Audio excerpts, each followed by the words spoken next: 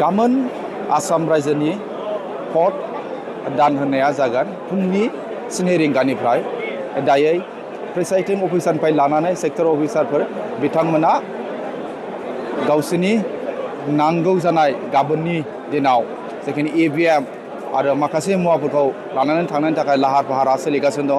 दायो आङो बे समाव दङ चिरां जिल्लानि मोननै बिधानसभा 19 नं सिडली चिरां बिधानसभा आरो बिजनी 20 नं बिजनी बिधानसभा। बे मोननै बिधानसभायाव गासै भटारफ्रा दङ 4,1,089,989 दङ।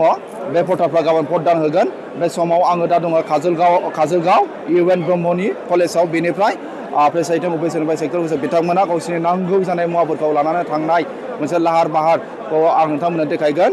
आं बे समाव दङ दायो आङो जायफोर सेक्टराव पुलिं अफिसार दायथ' मोननाय गाबोननि दिनाव बिथांमोना माखासे गावसोर नांगौ जानाय मुवाफोरखौ लानानै लाहार फाहार खालामनायखौ नुगोन। बे समाव आङो सासे आदा दङ, आङो बिथांनिफ्राय मिथिलांगोन। आङो बिथांमोना लाहार फाहार जानायखौ नुनो मोनदों। बे समाव बिथांमोना मिथिगोन। आदा माबायदि साखाफारा? ओरैनोथ' जोङो इलेक्सन होनोबा जोंहा साख्रियालफ्रा बांसिनै माने थांनाय सानब्रै सानबा बा सप्तासेनि सिगांनो जोङो रेडि जाखायो। जोङो खोब माने थांनाय समफोरावबो एक्सपिरियेन्स दङ। दा जोङो रेडि जाजोब्बाय। दा मेटेरियेल्सफोरखौ जोङो आजावखांनायनि उनाव जोङो चेक लिस्ट जिहेथु जोङो चेक खालामगासिनो। दा बियो कन्टिनिउ सोलिगासिनो दङ। जोङो बेखौल' जोङो एसे गोजानद्राय हिसाबै जों एसे माने उसुबिदाखौ जों मोनदों।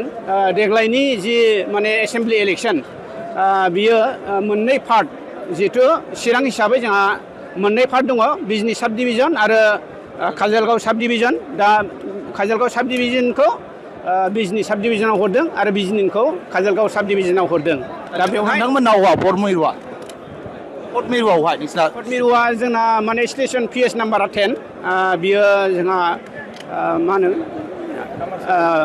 कमार्सियेल नङा, कमार्सियेलि सेक्टर। बिनिफ्राय गबदापारा बेवहाय जों गोलैदों।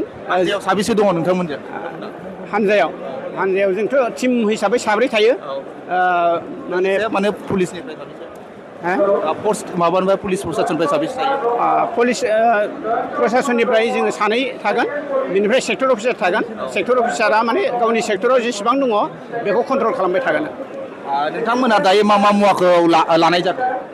जोङो EVM मेसिन, बिनिफ्राय कन्ट्रल इउनिट, बिनिफ्राय बेलट इउनिट, बाखि माने पेपार्स, बे पेपार्सफोरखौ जोङो लाजोब्बाय। लाखांनायनि उनाव जोङो पोलिं स्टेसनाव जेब्ला सहैगोन पेपार वार्क जों खालामगोन आरो। बेसे समनिफ्राय जागोन भट दान होनाया? भट दान होनाया गाबोन माने मक पल जों खालामग्रोनांगौ। EVM हिसाबै जों मक पल खालामग्रो। मक पला माने 5:30निफ्राय माने 7:00निफ्राय जानायनि समाव माने बिफोर एक्सुवेल पलनि माने 90 मिनिट्सनि सिगां जोङो माने मक पलखौ जों खालामनांगौ। बिनि उनाव एक्सुवेल भटआ जागोन आरो 7:00निफ्राय जागोन। बिनि थाखाय जों रेडि जाबाय। बिथांमोना गावसोरनि लाहार फाहारनि नांगौ मुवा जानाय बेखौ लाबाय होननानै बिथांमोना बुङो। लोगोसेनो मोननै बिधानसभानि गेजेराव गासै 529टा पलिं स्टेसन दङ। दा 529टा पलिं स्टेसनाव गासै गाबोन सिडली आरो बिजनी साब डिभिजननि 4,989,989 भटारफ्रा गाबोन भट दान होगोन। आरो आङो नोंथांमोननो फारिबायदि बिजनी आरो सिडली बे मोननै जायगायाव जिखिनि पुलिस दङ, बे जायगायाव जायफोर पलिं अफिसारनिफ्राय लानानै सेक्टर अफिसार बिथांमोना थांनायनि मोनसे लाहार फाहार जानायावनो आरो बे समाव आंजों दङ माखासे अफिसार। नोंथांनाव बे जायगायाव गोलैदों? माख्रायाव बिजनीथिंजाय। साबेसे हान्जायाव? साबेसे दङ हान्जायाव? 7 साब्रैयानो। माबायदि साखाफारा जादों नोंथांमोना गामिनि जिखिनि भट रायजोफ्रा दान होगोन? मा मुवाखौ लाखो? माने बुजासै मा गोनां जानाय मुवाफोरखौ लाखो दासिमाव? लाबाय, जेनेबा कर्सफोर सोलिनो थाखाय माबायाव फुंनिफ्राय मोनासिम मा सोलिनो नांगौ बेफोरखौ लाजोब्बाय आरो लानायालाय गासिबो। बेसे समनिफ्राय जागोन भट दान होनाया? 7टा फुंनि 7टानिफ्राय स्टार्ट जागोन। फुंनि 7टानिफ्राय 5टासिम, बेलासिनि 5टासिम।